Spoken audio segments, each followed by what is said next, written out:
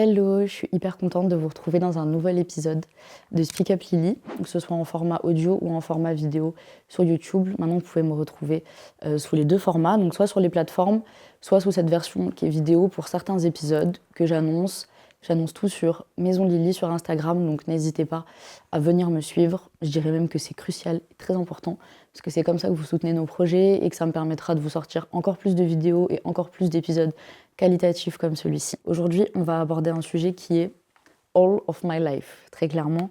Et non, on va pas parler de ma petite sœur, on va parler de la musique. Quelque chose qui a pris une place dans ma vie que j'aurais jamais pensé aussi importante. Je pense même que, quelque part, même si c'est une phrase très bateau et qu'on entend de la part de beaucoup de gens, et pas mal de gens qui créent du contenu ou qui sont amateurs de musique, moi, la musique, elle m'a clairement sauvé la vie. Il y a des moments de ma vie où je pense que si la musique n'avait pas existé, et si les choses s'étaient pas passées comme ça, et que j'avais pas réussi à m'identifier justement à des gens qui racontaient des choses que je vivais, mais auxquelles je pouvais pas m'identifier à côté, dans mon entourage ou dans mes proches, je sais pas si je serais la même personne. Et puis quelque part, ça m'a énormément éduquée et ça a énormément ouvert mon esprit. Pour contextualiser un peu tout ça, j'ai grandi avec des parents qui sont extrêmement cultivés, et je pense que je peux le dire, en termes d'art, en termes de musique, en termes de société, etc.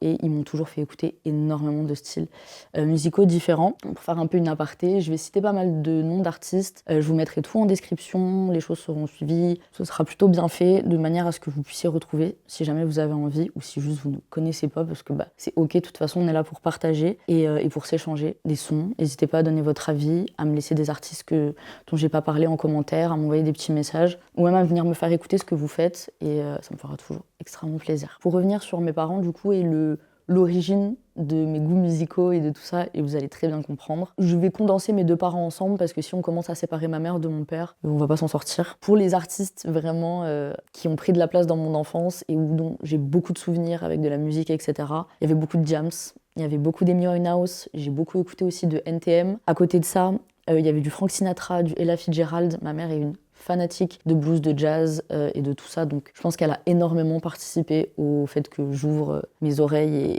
et mes envies et mes goûts sur la musique. Pour ce qui est de mon père, on était plus sur du NTM, on était plus sur du Alborosie, du Bob Marley, sur les Clash, sur les Sex Pistols.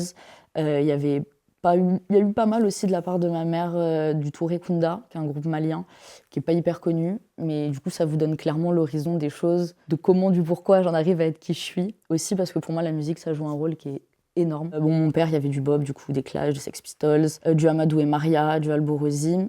Et il y avait aussi quelques classiques du genre Cabrel et Jodassin. Jodassin d'ailleurs, c'est clairement un de mes artistes de variété française préférés, parce que je l'ai tellement entendu petite et c'est tellement une référence à aussi l'histoire d'amour de mes parents et à mon histoire à moi, qu'au final c'est resté. Et ça m'arrive d'écouter autant du Jodassin que du Cabrel que du NTM en fait. Donc merci pour la culture musicale et merci pour la culture en fait. C'est trop important. Ces bases-là qui m'ont donné, qu'est-ce que ça a amené justement moi j'ai commencé à écouter de la musique depuis toute petite. Depuis que mes parents en mettent à la maison. Au début, t'écoutes les goûts de tes parents. Après tu commences à te coller au mainstream que t'entends en école primaire, au collège, etc. Mais c'est vrai que grâce à eux, j'ai réussi à cultiver justement le fait d'aller chercher, d'aller me renseigner, d'aller écouter des artistes que tout le monde n'écoutait pas, et surtout d'avoir des goûts qui n'ont absolument aucun sens. Dans mes bases, ça je pense que tout le monde va se reconnaître et on va tous sourire à ça, il y avait beaucoup d'Amel Bent, beaucoup d'Indila quand j'étais plus jeune, parce que en fait c'était nos go et elles ont toujours été là, et ça fait vraiment du bien, parce que même encore maintenant c'est des paroles et c'est des sons qui nous parlent et qui nous donnent envie vraiment d'être des femmes indépendantes, d'être en mode hard work et tout. C'était déjà le cas à l'époque. De Jams, mais Jams, j'ai une histoire d'amour avec elle qui est totalement terrible, carrément à tel point que si vous le savez ou pas, il y a un son de Jams qui porte mon prénom, qui s'appelle Lily, qui est un son qui est horrible, qui est dur. Je vous incite absolument pas à aller l'écouter, même s'il est d'utilité publique, parce qu'il parle de l'histoire d'une jeune fille voilée qui a envie de faire le parallèle entre sa vie en France et le fait d'être religieuse et d'être voilée. Surtout à l'époque où elle a fait cette vidéo, je pense que c'était hyper important. Et en fait, cette musique, pas cette vidéo, pardon, où elle a fait cette musique, c'était hyper important, mais c'est tellement plus important à l'heure actuelle. En fait, je vous dis de pas aller l'écouter, mais allez l'écouter, parce qu'en fait, il va vous éduquer et il remet les bases où elles étaient. Il y a 10 ans, on chantait déjà ce genre de choses. C'était pas pour rien, clairement. Beaucoup de Jams. Après, on rentre dans les bases, dans section d'assaut. J'ai écouté beaucoup de Shinsekai, même si maintenant, j'en rigole quand je réécoute les sons et tout. Mais c'était la période, de toute façon, on était au collège. Après, dans les bases que mes parents m'ont données avec NTM, etc., les Jams, ce genre de trucs, Admiralty, moi, je suis allée me chercher de mon côté, même s'ils écoutaient un peu, mais pas tout le temps. Pas mal de Mafia Qu'un Free, pas mal d'Arsenic. On était beaucoup sur du Booba, parce qu'à l'époque, il y avait le 9 de I qui représentait encore quelque chose, très clairement. Et Booba, j'ai beaucoup écouté, et j'écoute toujours énormément. Il y a des artistes là que je vous cite que j'écoute plus du tout, mais il y en a qui reviennent en fait dans mes playlists et qui sont restés depuis toute petite. Moi, Jeune Demoiselle de Diams, par exemple, c'est un son que j'écoutais, je devais avoir 5-6 ans, quelque chose comme ça. À l'heure actuelle, je le mets encore quand je me prépare le matin. Donc il y a vraiment des choses, des artistes et des albums qui sont intemporels, qui vont jamais bouger pour moi. Et on a eu beaucoup du coup de Mafia Qu'un Free, de Booba, énormément de Youssoupha. Et je peux dire que je suis extrêmement fière. Ma petite sœur, j'espère qu'elle verra cette vidéo. Merci June de continuer à avoir de bons goûts musicaux. Et dis bien à maman, hein, dis bien que Youssoupha, c'est un des meilleurs rappeurs. T'as eu raison de lui dire. Ensuite, moi, j'ai eu ma période Baba Cool. Il faut le dire, j'ai eu une période où je portais des atébas et où je m'habillais d'une manière, jusqu'à j'avais des écarteurs pour ceux qui m'ont connue à cette période. On fera pas de parallèle là-dessus, il y aura pas de photo. J'avais les cheveux noirs au carré, j'avais la coupe à Mathilda. Non mais une horreur, on va même pas parler de ça. Et donc à cette période-là, j'avais des artistes que j'ai gardés dans ma playlist et que j'aime toujours énormément, comme Taïro, Alborosi, Danakil, parce qu'en fait, ça n'a pas bougé et c'est toujours des gens que je peux écouter. Taïro, il y a des albums que j'écoute encore maintenant et pour moi, il a été précurseur de pas mal de choses quand même. Ensuite, on rentre dans le rap. Bon, là, ce qu'on se dit, je vous donne énormément de noms, énormément de genres. Pour mes parents, j'ai un peu mélangé le français, l'anglais, l'étranger, etc. Mais là, dans la liste que moi, je vous fais de ce que j'ai pu écouter, de ce que j'ai aimé, c'est vraiment rap français et après, je reviendrai sur le rap US. Pour les basiques, hein, on va pas revenir 10 fois là-dessus, mais Ninho, Gradure, Fianso, XV Barbare, 13 blocs, oui, très clairement. Et ça, c'est grâce à quoi? C'est grâce à Demolition. Mais l'amour que j'ai pour cette chaîne et l'amour que j'ai eu pour ça et pour Planète Rap. Mais parce qu'en fait, les gars, sans eux, il y a tellement d'artistes qu'on n'aurait jamais découvert. Ou qu'il y a beaucoup de publics ou de personnes qui n'étaient pas dans ces milieux-là ou qui n'étaient pas en lien, qui n'avaient pas de proches qui écoutaient ça, qui n'auraient pas découvert. Moi, je sais que les rentres dans le cercle, etc., c'est aussi grâce à YouTube. C'est quand même très bien fait. À l'époque, j'ai pu le découvrir comme ça. Mais ça a été vraiment les Planète Rap et les Demolition, les premiers. Ça a été des trucs où j'ai pété ma tête et je me suis dit, mais ils sont trop chauds, mais c'est quoi, mais comment, mais Et où vraiment, je me suis rendu compte qu'il y avait quelque chose, en fait, et que c'était des gars qui avaient faire ça pendant longtemps. Donc, les premiers sons que j'ai vraiment choqué de Ninho, ça a été sur Demolition, tout ça. Mais le premier son que j'ai écouté de lui, et ceux qui le connaissent, vous allez rigoler carrément 100 à l'heure sur Demolition. Les gars, quand je vous dis ce son, je peux vous le chanter. Encore maintenant, là, je peux le chanter carrément, tellement c'est une dinguerie. C'est la première fois que j'ai écouté du Ninho et ça m'a tapé la tête. Et franchement, jusqu'à maintenant, il fait partie de mes playlists. Et de toute façon, c'est Annie. Il n'y a même pas de débat ouvert là-dessus. Il y a eu pas mal de Ninho, du coup, du Fianso avec les Rentres dans le Cercle, qui pour moi m'ont fait découvrir aussi énormément d'autres artistes. Rentre dans le Cercle, merci Fianso. T'as été d'utilité publique, mec. T'as fait un travail qui était énorme pour la banlieue française, pour le rap français, pour énormément de choses. Et je crois qu'on n'en parle pas assez de ce que Fianso a fait. On l'a mis trop de côté et c'est pas carré. Je suis pas d'accord avec ça. À l'époque, j'écoutais pas mal d'Alpha One, XV Barbare aussi, même si je serais un peu menteuse de dire que j'écoutais beaucoup d'XV Barbare, parce que j'écoutais, je connaissais, de là à dire que j'aimais à l'époque ou moins. Par contre, à l'heure actuelle, je vais être la première le 29 mars à aller foutre mon cul là, à leur concert. Faut même pas rigoler. Par contre, sur ça, Donc pas mal de 13 blocs, comme je disais, Demolition, Planète Rap, tout ça. En parallèle, j'ai découvert aussi d'autres artistes à cette période, où j'écoutais aussi déjà des artistes du genre 1995. Et c'est là où vous voyez que, en fait, mes goûts musicaux changent pas mal. J'ai beaucoup écouté d'un 995 avec Nekfeu, avec Alpha. Tout ça. J'ai écouté pas mal de 4 c'était la période 2015-2016 où on les a connus en fait et où ils sont sortis. Shai, mais bon, Shai, pas besoin trop d'en parler. Moi, c'est Booba qui a mis la lumière sur elle et franchement, merci. Parce que même si aujourd'hui, ils sont plus du tout en lien. De toute façon, il est en lien avec qui même? Avec qui il bosse encore lui? Je te jure, c'est une dinguerie. Mais il nous a fait découvrir des pépites et sur ça, on le dira toujours merci. PNL, mais bon, en même temps, qui est passé à côté de PNL, les gars, genre, c'est 9-1. Corbeil-Essonnes, tout ça, faut remettre les choses à leur place. Il y a eu pas mal de ça, et Kalash, parce qu'en fait, il y a beaucoup de gens que j'ai vu découvrir Kalash avec Sokoman, avec je sais pas qui, avec tous les sons comme ça, là, avec Maureen et tout. Les gars, Kalash, il rappe depuis les années 2000. Genre, Kalash, il a commencé le son même avant. Tu vois, on est sur un truc, il a pas votre âge. D'accord, il est très bien conservé, tout ça, vous aimez bien ses petits sons, tout ça, mais non. Et après, on est rentré dans le plus deep. Et c'est là où, pour moi, j'ai commencé à me créer vraiment mes goûts musicaux. J'avais 16-17 ans, à peu près, je pense. Et c'est la période où je suis arrivée à Paris aussi et où j'ai passé beaucoup de temps à Paname. Et là, ça m'a bien fait péter, sachant qu'avant, à Montpellier, j'avais ouvert mes oreilles grâce à une salle Les Montpelliérains reconnaîtront cette salle, elle m'a tellement fait découvrir d'artistes, elle m'a surtout poussée à sortir et elle m'a permis de faire des concerts et des events alors que j'étais mineure et qu'à l'époque, on pouvait pas se payer des concerts ou ce genre de choses. Du coup, c'est la salle Le Rockstore à Montpellier pour ceux qui connaissent, qui est une salle qui est iconique, c'est celle avec la voiture qui sort du mur. Et c'est vraiment une salle qui a accueilli des artistes pour des prix mais dérisoires. Les gars à l'époque, donc en 2016, 2017, tout ça, Népal, Dooms, 20 balles. Jossman, 15 euros. Giorgio, j'ai vu Giorgio en concert plusieurs fois au Rockstore, pareil, et ça a été vraiment une dinguerie. Et en plus de tout ça, il ne faut pas oublier qu'il y a eu un concert qui a été mythique et qui a été le début d'une grande partie de ce que j'ai aimé de la musique au Rockstore. Ça a été la 667, les gars.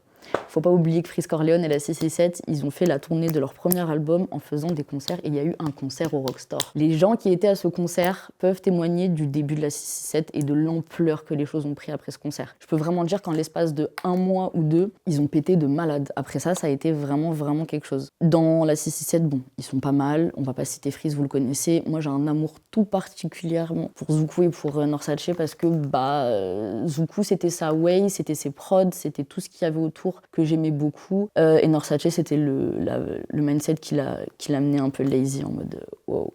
Et je trouvais ça incroyable. Ensuite, à cette période-là, j'ai commencé du coup, voilà, donc Népal, Dooms, Giorgio, Jossman. J'ai même pas besoin d'en parler, c'est des gens qui vont rester dans ma playlist à vie. Ils seront toujours là, ils bougeront pas. Dooms, à l'heure actuelle, ce qu'il fait, j'aime encore. Giorgio, j'écoute beaucoup moins parce que c'est moins mon style, mais pour autant, je vais jamais aller cracher sur tous les projets qu'il a pu faire ou sur tous les sons qui sortent encore maintenant, parce que c'est quelqu'un qui bosse encore énormément et ça, c'est quelque chose qu'il faut reconnaître. Bon, Népal, RIP, hein, tu nous manques, frérot, franchement, sur ça, on peut rien dire, mais c'est un artiste qui a énormément manqué ces dernières années et je pense qu'il aurait fait de très grandes choses s'il avait encore été là. Pour ce qui est de Jossman, l'album qui vient de sortir, Dom Pérignon Crying, tous ces albums, c'est du 10 sur 10, tous ces sons, c'est du 10 sur 10. Jossman, je ne veux rien entendre. J'aime cet artiste depuis trop longtemps, je l'ai vu énormément de fois en concert, et son écriture et l'énergie et le cœur qu'il met dans ses projets, c'est incroyable. Bon, après, pour passer un peu sur tout ça et pour mettre un pied dans le reste, c'est l'époque aussi où j'ai découvert Meryl, où j'ai découvert Lasquiz, où j'ai découvert Evil P. L'époque où j'ai commencé à écouter pas mal de No Name, de Luv, il y a eu pas mal de Laylo, mais bon, Laylo, je connaissais déjà sur quelques projets, mais j'ai commencé à vraiment me plonger dedans à cette période-là, TKMG, Tiakola. Et après, en parallèle, sur l'Afrique et sur des artistes qui étaient quand même des grosses têtes d'affiche, parce que là, je le dis comme si c'était niché, mais en fait, Youssou N'Dour, Fally et Sidiki, c'est des têtes d'affiche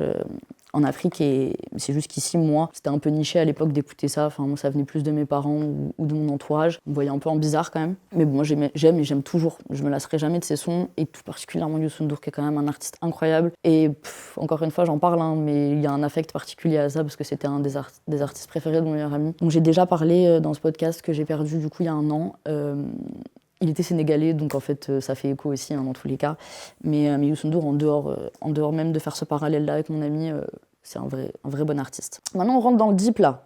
Là on rentre dans le deep. On va rentrer dans le USA et après on reviendra sur tout ce que moi j'ai aimé des artistes récents et des dernières années où là on pourra vraiment faire ou que j'ai moins aimé d'ailleurs, hein, on pourra vraiment faire un parallèle. Mais avant je vous donne comment j'ai démarré. Au niveau USA, quels étaient les artistes que j'écoutais le plus. Bon, les gars, Nicki, pardon, hein, fuck Nicki, parce que politiquement, on n'est pas d'accord. La go, là, je peux plus la valider, elle a fait trop de dingueries, c'est impossible. Tu peux pas te politiser du côté de Trump. Ma grande, d'où tu viens? T'as oublié, c'est comment? Mais ça reste une artiste incroyable, elle m'a fait péter ma tête. J'avais 8 ans, je regardais Anaconda, je me prenais pour je sais pas qui, c'était une dinguerie et elle m'a beaucoup aidé aussi à assumer certains styles et ça a été une des précurseurs en France et une des premières qu'on a copiées dans tout le style qu'on a maintenant là, Kunti Kanta, Badi, je sais pas quoi. Faut pas oublier d'où ça vient les gars. C'est pas Cardi B qui nous a amené la Badi, hein. C'est clairement pas Cardi.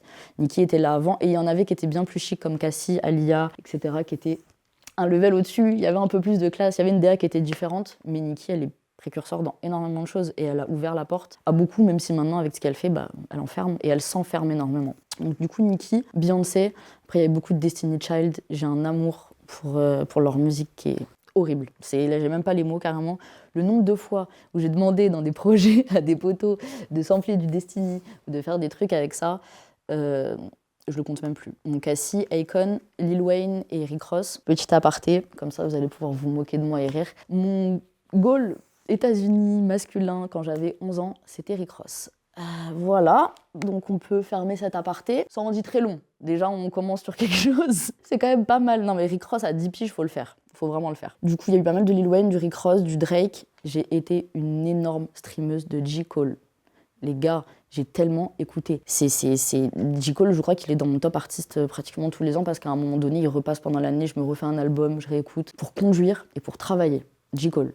Vraiment. J. Cole, bon, Young Thug, que j'ai découvert avec Best Friend à l'époque, ça m'avait tellement choqué. Bon, après, de toute façon, il a même pas arrêté de nous choquer, de faire des dingueries. Même s'il faut qu'il commence à prendre un peu soin de lui s'il veut continuer sa carrière, le poteau. Il y a Kendrick, que j'ai beaucoup écouté aussi, mais c'était il y a un peu plus longtemps. C'était plus à la période où j'ai écouté pas mal de J. Cole. Dans ses lyrics et dans beaucoup d'albums, j'ai énormément aimé ce qu'il faisait.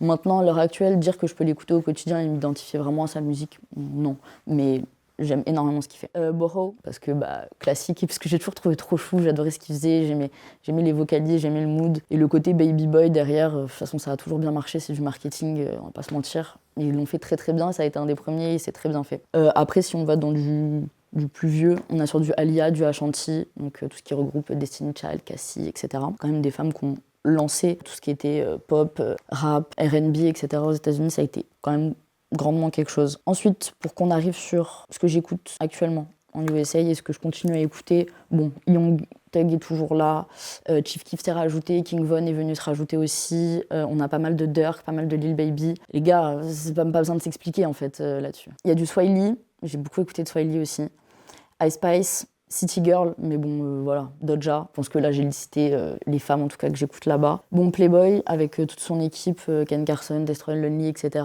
J'écoutais plus, en fait, Ken Carson et Destroy que Playboy, mais ça regroupe l'ensemble. Pour ceux qui vont me poser la question pour A$AP, tout ça, c'est pas que j'écoute pas, c'est juste que c'est des sons que j'ai écoutés à un moment, que j'ai stream, mais qui feront pas partie de ma playlist parce que je vais pas prendre plaisir à les réécouter. Non pas que ce soit mauvais ou autre, c'est les goûts et les couleurs de chacun, je pense. Pour autant, leur travail est quand même incroyable. Ouais, il y a un peu de Travis aussi, c'est pas mal. Je pense que c'est déjà, on a quand même pas mal fait le tour et vous avez quand même pas mal d'éléments. Et il y a Gunna, quand même, en dernier, on peut pas cracher dans ça. Gunna, il a quand même pris une place importante, que ce soit dans les médias ou dans la musique, c'est quand même quelque chose. Donc Gunna a sa place dans tout ça, vous pouvez pas l'oublier, j'avais pas le droit. Qu'on revienne un peu sur le rap français pour vous donner du coup un peu mes inspi actuels et pour revenir un peu sur tout ce que j'écoutais à l'époque. Et quand je vous ai dit que j'ai fait le parallèle entre le fait que la musique m'ait sauvé la vie et que j'aime la musique et que ça fait partie de mon quotidien, je pense qu'on peut pas plus expliquer les choses que quand une musique se lance, qu'il y a les 4 premières notes et gros ton ventre il commence déjà à se serrer là, t'as une boule dans la gorge ou je sais pas où et tu te dis ah non, c'est trop. Moi, il y a des sons qui me feront toujours ça. Bon, après, c'est des clichés, hein, mais il y a pas mal de Dinos. Il y a beaucoup de sons de Dinos que même je peux plus écouter à l'heure actuelle. Ils viennent me taper à un endroit où faut pas toucher à ça, gros. C'est pas bon. C'est vraiment pas bon. Pour ce qui est de Népal aussi, Jossman, énormément. Je me suis beaucoup identifiée à ces sons. Je reviens un peu sur ça parce que c'est la période aussi où j'ai commencé à découvrir toute la scène Dom Tom, qui est quand même énorme et où les gens ne se sont clairement pas rendus compte. Et à l'époque, personne ne les écoutait. J'aimerais bien rappeler quelque chose. À l'époque, on me prenait pour une malade. On me prenait pour une folle. J'écoutais du No Name, j'écoutais du Laskiz. Ça me regardait en bizarre. Ça me disait, c'est quoi, c'est fou, ils sont bizarres tes gars, nanana. On vous entend, on vous voit maintenant là, faire des TikTok là, sur les sons des gars. On vous voit. Pas dire que j'étais là avant les autres, tranquille. On n'est pas là non plus pour se remettre en avant, mais tout ça pour dire que je les ai découverts à une période où vraiment ils étaient pas mis en avant du tout. Meryl à l'époque, elle était encore sous contrat avec ses anciens sons, elle a perdu toute sa discographie, personne s'est dit on va peut-être arrêter de stream YouTube, on va commencer à stream les plateformes parce que c'est pas elle qui récupère l'argent. Les gens n'écoutent même pas les sons qu'elle a fait avant parce que ces sons ils sont sur des plateformes, ils sont pas distribués et mis en avant de la même manière. Et maintenant commencez à creuser, commencez à chercher, commencez à aller écouter Mon Bébé de Meryl, commencez à aller écouter l'autre feat avec Timal, commencez à aller écouter les sons d'avant, les Bénis, les Alala, commencez à écouter les vrais bails, commencez inanimé, juste aller écouter Inanimé de Meryl, après revenez me parler. On se rassoit à la même table, on peut peut-être discuter. Mais il y a quand même un potentiel qui est ouf. À cette période-là, j'ai découvert Evil P aussi. Lui, on peut clairement dire qu'on est dans la catégorie trap et rap Dom-Tom entier. Sur ça, on peut pas nier. Evil P, je pense que l'influence, de toute façon, au Dom-Tom, au niveau des artistes rap, elle est tellement énorme par rapport aux États-Unis. Il y a quelque chose que, en France, on n'arrive pas à comprendre. C'est que si ce qui se passe aux États-Unis met 10 ans à nous arriver, on a beau se moquer des Antillais, on a beau continuer à vanner, là, on vous entend, nanana, ils sont en retard, caca. En termes d'influence américaine, en termes de musique, ils sont pas en retard. Les gars, ils écoutent avant vous, ils sont pas branchés de la même manière et ils ont pas les mêmes liaisons. Maintenant, je dis pas que les liaisons sont meilleures entre les Dom-Tom et les États-Unis, mais l'influence, elle est quand même énorme Et c'est là où pour moi, des artistes comme EVP, Lasquiz, tout ça, à cette période-là, avaient commencé à faire ce qu'en France on avait très peu, qu'on avait vite fait avec Isve Barbare, qu'on avait un peu dans des gars un peu nichés sur les côtés, mais on n'avait pas vraiment ce truc-là. 13 blocs, si, mais encore, je pourrais même pas... J'ai pas d'exemple vraiment là qui me vient en tête. Donc c'est la période où j'ai commencé du coup à découvrir la scène Dom-Tom. Mais en fait, à partir de là, je l'ai plus lâché. Bon, de toute façon, aujourd'hui, ça a tellement pété que j'ai même pas besoin de plus vous expliquer ou de plus en parler, même si je pense que ce sera d'utilité publique et nécessaire qu'un jour on fasse une vidéo là-dessus et qu'on commence à décrypter ce qu'est une prod zouk, ce qu'est une prod bouillon, ce qu'est une prod chata, ce qu'est une prod dembo, ce qu'est une prod soca. Ça n'a rien à voir. On peut même pas comparer. Quand moi j'ai des gens qui me font écouter du Meryl et qui me disent ah ça c'est du chata, ça c'est du bouillon, j'ai envie de les regarder, je leur dis mais l'artiste qui a prod le son à la base là, il y avait une DA les gars là, vous êtes en train de tout mélanger. Et c'est important aussi, nous on arrive à faire la différence entre de la variété en France et du rap, on peut faire de la différence entre de la trap, du chata, du bouillon, du soca. Et c'est pas compliqué, c'est sur une histoire de tonalité, de plein de trucs. Écoutez les rythmes et selon comment t'as envie de bouger. Tu sais que la prod c'est pas la même et que le son derrière n'est pas le même. J'ai fait un amalgame, un regroupement des artistes originaires du coup des Dom-Tom. Il y en a qui viennent de Jamaïque, il y en a qui viennent de Dominique aussi. Donc on n'est pas uniquement sur la Martinique et la Guadeloupe, parce que j'aurais trouvé ça beaucoup trop réducteur à faire, en sachant que là, les choix que j'ai faits, c'est mes goûts et les gens que je vais mettre en avant. C'est-à-dire qu'il y a des personnes que je vais citer là-dedans, que soit vous ne connaissez pas, que je vous invite à aller regarder et à aller écouter, ou des personnes qui sont déjà extrêmement connues, mais qui pour moi, on ne peut pas en parler sans... Voilà.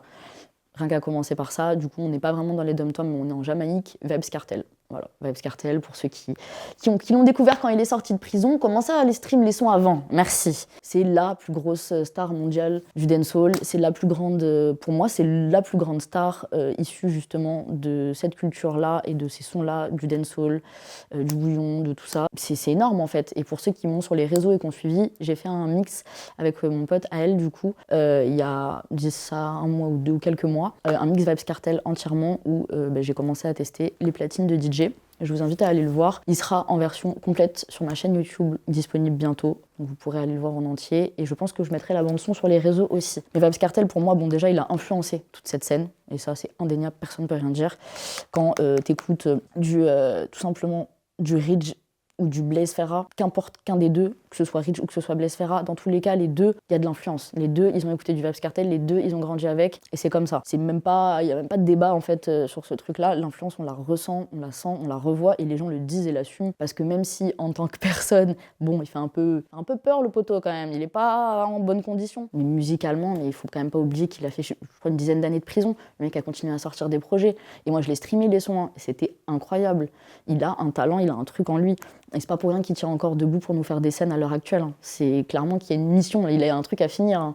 Il a des projets à finir, après ça sera bye bye. Mais il est beaucoup trop incroyable. Si vous connaissez pas, allez écouter. Je vous en supplie. Commencez par Ben Spounani, voilà, petit conseil. Ensuite sur cette scène-là, j'en ai déjà parlé tout à l'heure, mais Meryl. Bon, j'ai un amour incommensurable pour elle. La seule femme sur Terre qui me fera changer de bord, c'est elle. Oui, on le dit toutes, mais c'est vrai. Elle est trop douée, elle est incroyable, et en plus de ça, elle est charismatique et ça la rend mais belle de ouf en fait dans ce qu'elle fait. Et elle fait un vrai travail. En plus de ça, elle a fait un vrai travail musical, mais elle a fait un vrai travail de label derrière, de recherche. Elle s'est donnée à fond et elle a vécu des trucs en termes de prod, en termes d'appartenance de ses sons, etc., qui est horrible. Si vous voulez un peu dig l'histoire, etc., il y a des choses qui sont dispo. Il y a l'influenceur et le journaliste spectacle qui est très très bon là-dedans.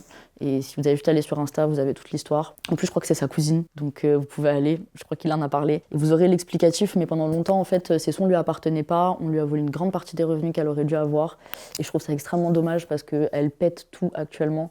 Mais si elle avait pu le faire avant, ça ferait très longtemps qu'on aurait eu des projets aussi incroyables que ceux qu'on a maintenant. Donc ensuite, dans cette scène-là, bon, là, on va condenser le chata et le bouillon, même si j'aime pas mélanger les deux, mais ils touchent un peu à tout. Il y a Mikado, il y a le James, qui sont quand même précurseurs sur ça et qui sont les mecs qui font le plus de sons en ce moment. Natoxy, parce que je peux pas l'oublier, mais pour moi, il est tellement devenu mainstream sur cette scène-là, en tout cas, que c'est assez évident.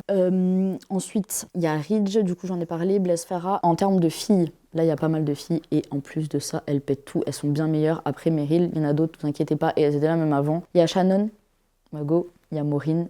Il y a La Rose qui vient de Guadeloupe aussi, qui est une artiste que j'aime énormément, qui est plutôt bonne dans ce qu'elle fait, qui est assez calme, qui a une voix hyper posée. J'adore sa manière de poser sur les prods.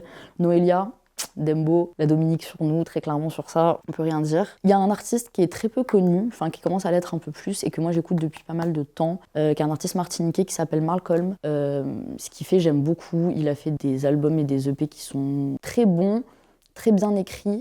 Et en plus d'être bien écrit, pour moi, c'est facile d'accès pour les personnes qui auraient du mal avec la musicalité créole ou le fait d'écouter des sons tout simplement qu'on ne comprend pas, qui peut complètement être normal. Et il mélange assez bien et de manière assez juste. Je trouve que c'est bien fait pour faire découvrir ce genre de son à des proches ou autres. Et même ses lyriques sont assez travaillés. Après, on part dans tout ce qui est bouillon. On part dans même un peu de Dembo et tout. On a Aknose, One One, qui sont quand même très bons. One One, il pète depuis 1 an. Et ses sons sont incroyables. On peut pas...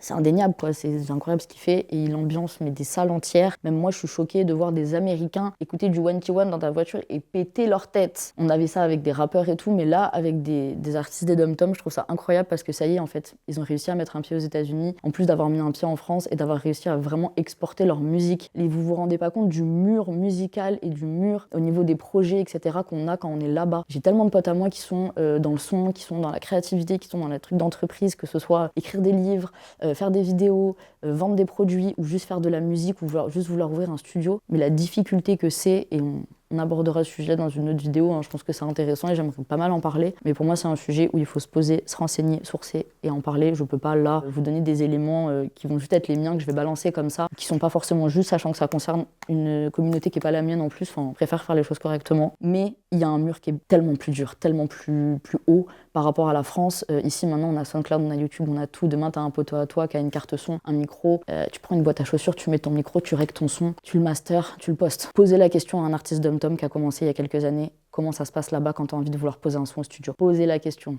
Vous allez voir les visages, comment ils vont se refermer. C'est vraiment, vraiment beaucoup plus compliqué qu'en France. Et encore plus, après avoir enregistré sa musique et l'avoir fait sortir au pays, et dans ces pays-là, et dans les dom-toms et tout, l'exporter en France ou aux États-Unis. Voilà. Donc pour moi, c'était important que je fasse un petit parallèle justement pour ces personnes-là, parce que la visibilité est toujours pas assez bonne pour moi. En artiste féminin, on a Enken aussi. Après, on a l'artiste Semimi. Mais bon, avec les trends TikTok et tout ce qui se passe en ce moment, je pense que sa fame, elle l'a. On sait que c'est Mimi qui est derrière ça, il n'y a pas de souci. Ça, on a compris. C'est OK. Elle est très bonne dans ce qu'elle fait. Hein. C'est juste que je l'écoute pas assez, j'écoute qu'un son. Enfin, je peux pas la mettre vraiment en avant. Mais oubliez pas, ça reste une femme, il faut. Après, pour tout ce qui est zouk et tout, j'ai vraiment pris 2 artistes. Les sons que j'écoute le plus, c'est Marvin et Morane Voyer. Sur ça, ça va être les sons que je vais le plus écouter. J'ai pas voulu aller chercher trop profond. J'allais pas vous sortir des blasts que tout le monde connaît.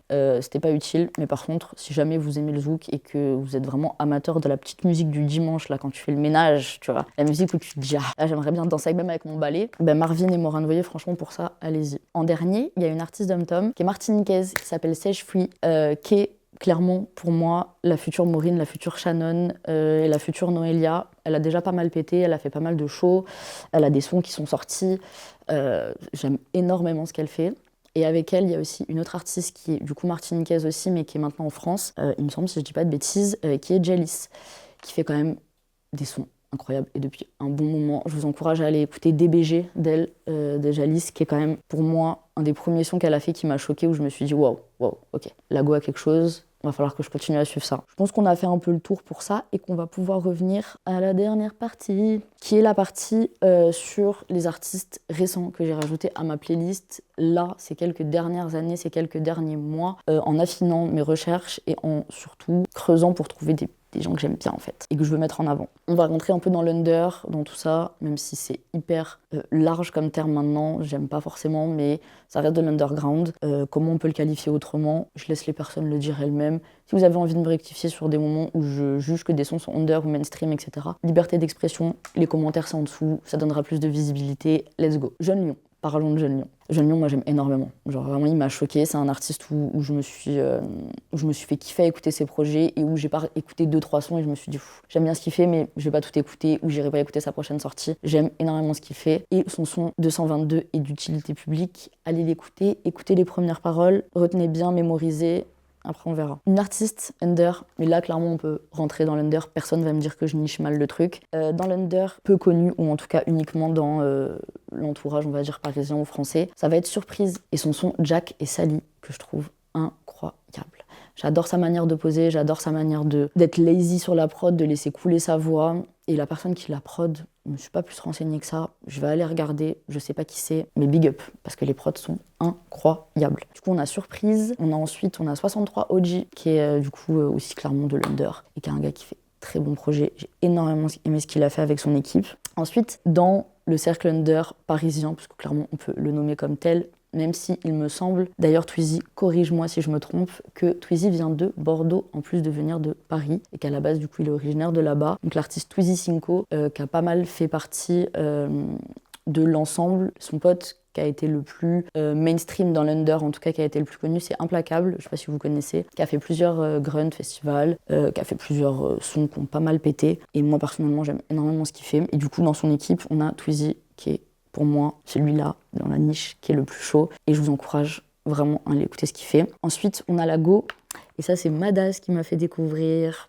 Parce que c'est lui, clairement. Quand il y a des gens nichés, quand il y a des gens que je connais pas, que personne connaît, etc., il va te sortir un truc comme non, mais tu connais pas, t'as pas écouté. Le gars, ça fait 6 mois, il écoute. Toi, t'es là, t'arrives, tu dis ah, c'est qui, elle est mignonne. T'as l'impression que t'es endormi, tu dormais pendant 2 ans carrément, tellement. Lui, des fois, faut même pas lui parler musique parce que des fois, tu te sens comme une merde. Moi, j'entame même plus de sujet parce que des fois, je me dis, mais en fait, j'ai aucune culture. Et tais-toi, vas-y, va t'asseoir. Du coup, c'est une go qu'il aime beaucoup et qui m'a fait découvrir. On est un peu dans le même mood que Surprise. Elle s'appelle 32. Je sais pas si elle veut qu'on le dise en anglais ou en français. Du coup, elle cherche sur les plateformes, le chiffre 32. Je pense que c'est pas trop dur à trouver. Là, je vous ai fait vraiment tout ce qui est under et niché. Et dans cette liste, il y a beaucoup d'artistes qui sont devenus, entre guillemets, un peu plus mainstream, comme Booz par exemple. J'ai eu un coup de foudre absolu pour Booz et pour ce qu'il fait. C'est clairement un jeu de maître ce qu'il a fait. Il a géré. Le mec a pété d'un coup et il continue. Ses albums pètent, les sons pètent et ils sont bons. Genre vraiment, ils sont bons. En particulier, La Faille et Un Vœu. Le son Un Vœu de Booz, mais waouh. Tu le mets avec une bonne enceinte, vraiment t'approfondis le truc. Je pense qu'il t'envoie vraiment loin. Tu t'envoies dans un autre pays carrément. Donc on était sur Booz, Genesio, Shérif La Zone. Je pense que là ça vous parle, hein. Si vous êtes tombé sur cette vidéo, c'est quand même vous êtes allé assez écouter ce genre de son. La Mano, La Rafleuse, je me fais tout petit. Isaiah Thomas, cette phrase. Moi de toute façon les refs avec le basket maintenant c'est devenu mon truc préféré, genre.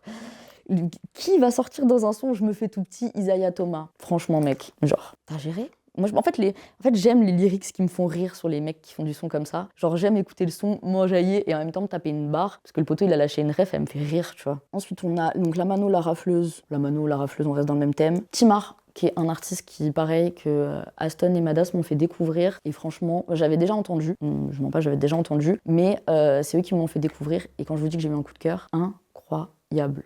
J'ai adoré. C'est dans ma playlist, hein. C'est déjà dedans là. Ensuite, on a Timar, on a Jeune Morty, on a RSCO. RSCO, gros coup de cœur. J'aime énormément ce qu'il fait, j'adore sa petite voix et tout. Je kiffe, vraiment. J'ai pas mis Tiakola dans la liste parce que pour moi, c'était une insulte de dire que Tiakola sortait de là des dernières années, alors que le poteau, il est là depuis. Mais il rentre dans cette catégorie-là pour moi parce que je me suis mis à vraiment aimer ses projets, à aimer ce qu'il fait et à m'intéresser là, dans les dernières années qui sont passées. On a Kershak, RSCO, Kershak, et je pense que c'est tout, on est déjà pas mal. Pour faire un peu la globalité de tout ça, je pense qu'il y a beaucoup d'artistes que j'ai aimé de par le vocal et de par les lyrics quand j'étais plus jeune. Dans le sens où j'accordais plus d'importance à Jossman, 1995, Nekfeu, Giorgio, Dooms, tout ça, Dinos, à une période où je pense les lyrics me touchaient plus. Et maintenant, je pourrais dire que ça correspond plus à un mood particulier. Dans le sens où les musiques, je vais les choisir selon comment dans ma tête je suis selon la journée. Je dois travailler, je dois préparer mon setup pour Rec le podcast par exemple. Je vais aller écouter du Meryl, je vais aller écouter du Henken, je vais aller écouter du Vybz Kartel. Maintenant demain je dois faire la vaisselle ou je sais pas quoi, je vais aller écouter du Genesio, du RSCO. Il y a des moods en fait pour les trucs, il y a des moods différents et je sais que les sons aux lyrics profonds comme Dinos, tout ça, c'est des sons que j'écoute beaucoup moins maintenant. Pas parce que j'aime moins, mais tout simplement parce que j'ai plus besoin que la musique me serve à me vider la tête plutôt qu'elle serve à me la creuser. Je sais pas si vous voyez ce que je veux dire. Dans le sens où il y a beaucoup de sons qui m'ont fait réfléchir, qui m'ont fait me remettre en question, qui m'ont fait avancer dans un cheminement dans ma tête. Et où à l'heure actuelle, j'ai plus envie de réfléchir à la dernière relation amicale où ça n'a pas été, ou à ma daronne qui a besoin de ça ou de ci. J'ai pas besoin que les artistes me fassent ressentir des émotions que je peux me créer toute seule, clairement. C'est bon. La sensibilité est présente. Donc, je vais mettre l'accent sur des sons qui me mettent de bonne humeur, qui me font du bien et qui me font kiffer. et qui me mettent dans un bon mood, qui me donnent envie de taper des petits pas dans mon salon. Maintenant, c'est propre à chacun, rien, je suis absolument pas à l'abri que demain je me remette à écouter uniquement des sons avec du lyrique, c'est tout parce que j'ai besoin d'approfondir, de bosser, de hard work sur quelque chose. Mais je pense que là, le panel que je vous ai donné de musique, ça vous donne un peu une idée de qui je suis, de ce que j'aime. Et comme ça peut vous donner des inspi aussi s'il y a des artistes que vous ne connaissiez pas, ou vous n'avez pas assez dig, vous n'avez pas approfondi, vous vous dites « Ah, mais si elle aime bien, peut-être que moi, je vais avoir envie d'aller écouter ». En particulier, tous mes petits artistes under qui sont pas trop connus, du genre 32, Surprise, Tweezy, Jeune Lion, etc. Ou sur la scène d'Om-Tom, des Noelia, des Maureen, des La Rose, tout ce genre de trucs. Allez, écoutez, voilà, je pense que c'est le plus important, donner la force aux artistes que vous aimez. Oubliez pas que quand vous vous abonnez à un YouTube, quand vous vous abonnez à Instagram, quand vous laissez un commentaire, quand vous mettez un like, quand vous intégrez des musiques à vos playlists Spotify ou autres, en fait, vous jouez pour nous. C'est super important. Et je pense que ça fait un peu tout. Ça met en avant leur travail, ça leur permet d'avoir encore envie de donner plus. Same shit for me. Donc c'est pareil pour moi, je vous encourage encore une fois à liker la vidéo si elle vous a plu, à laisser un commentaire, à interagir avec moi, à venir me rejoindre sur Maison Lily, sur Instagram, sur YouTube. On va ouvrir un TikTok. TikTok arrive avec ces vidéos-là et ce format. Je vais ouvrir un TikTok. Juste laissez-moi faire la boomer et faire la meuf qui ne veut pas ouvrir un TikTok pro, alors que en fait c'est de nécessité publique et que maintenant les réseaux, tout le monde en a besoin, et surtout dans des business comme ceux-là, quand tu as envie de te mettre en avant. Donc le jour où mon TikTok sort, je compte sur vous. Ne venez pas juste regarder des vidéos là pour regarder. Donnez la force, donnez-moi votre avis, interagissez, c'est le plus important pour nous, je pense. Chaque artiste le dira, chaque créateur le dira, mais ça fait vraiment l'ensemble des choses. J'ai été hyper heureuse aujourd'hui de partager ça avec vous et de vous donner une partie de moi qui est clairement ma playlist Spotify ou mon histoire musicale. Ça a de l'importance et ça me représente. Donc voilà, donner un petit bout de moi en espérant que ça vous ait plu. Je vous fais des gros bisous et on se retrouve bientôt.